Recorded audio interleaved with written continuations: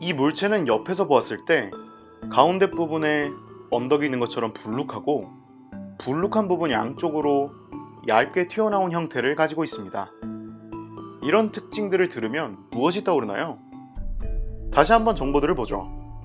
가운데에 불룩한 언덕이 있고 양쪽으로 얇게 쭉 튀어나온 형태네요. 우리는 이 정도의 특징을 보고 이게 뭐지? 하다가 혹시 모자인 거 아닐까? 모자가 맞네. 모자라면 다 말이 되잖아. 흩어져 있던 여러 정보를 모두 만족할 수 있는 정답을 고민해보고 모자라는 가설을 바탕으로 논리를 이끌어가는 것. 이것을 바로 귀추라고 하는 것이죠. 우리는 태양계 하면 태양을 중심으로 공전하고 있는 여러 행성을 떠올립니다. 우리가 사는 지구를 비롯한 8개의 행성이 타원의 궤도로 돌고 있다는 걸 우리는 당연하게 여기고 있죠.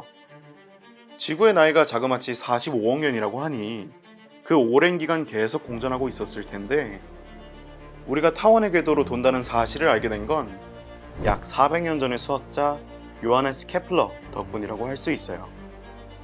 케플러는 행성의 움직임을 수학적으로 풀어낸 최초의 천문학자입니다. 천동설이 지배적이었던 1600년대 초반 코페르니쿠스의 지동설을 믿었던 케플러는 지동설이 맞다라는 사실을 증명하기 위해 여러 연구를 진행하였습니다. 바로 행성이 태양을 중심으로 돌고 모든 행성이 원으로 공전한다는 사실을 말이죠. 하지만 그의 스승 티코 브라헤가 관측해 놓은 결과는 지구가 원이 아닌 원과 비슷한 궤도로 공전하고 있다라고 말하고 있었어요. 이를 받아들일 수 없었던 케플러는 지구에서 관측 가능한 화성에 집중하게 됩니다. 티코 브라헤가 평생 축적한 관측 자료를 바탕으로 화성의 궤도를 수학적으로 정립하려고 했던 그는 8년 동안 70여 차례에 걸쳐 계산을 되풀이하였으나 일단 원이 아니라는 사실은 알아냈지만 원이 아니다 라는 것만으로는 수학적으로 정립하기 어려웠죠. 결국 케플러는 오랜 궁리 끝에 만약 화성이 타원으로 돈다면 이 모든 게 설명되지 않을까?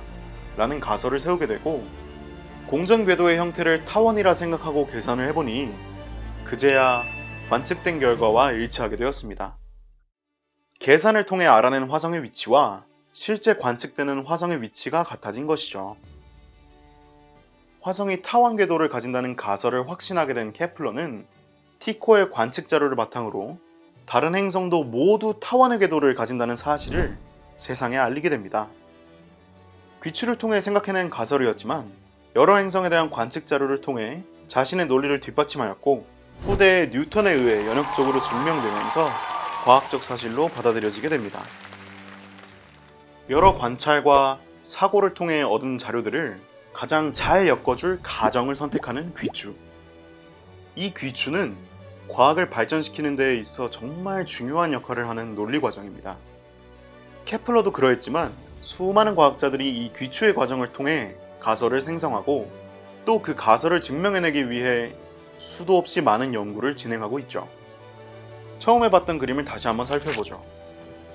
이 영상을 보는 여러분들은 이 그림이 모자가 아니라는 사실을 이미 알고 계셨을 거예요. 이건 모자가 아니라 코끼리를 삼킨 보아뱀이거든요. 사실 똑같은 실루엣을 가진 여러 그림을 보면 대부분, 아니 99%는 모자일 겁니다. 하지만 실제로는 코끼리를 삼킨 보아뱀이 정답일 수도 있는 것이죠. 이처럼 귀추를 통해 생각한 모자라는 정답이 정황상 정확할 가능성이 굉장히 높지만 틀릴 수도 있는 것입니다. 후대에 연역적으로 증명이 되어서야 비로소 과학적 사실로 받아들여지는 것이죠.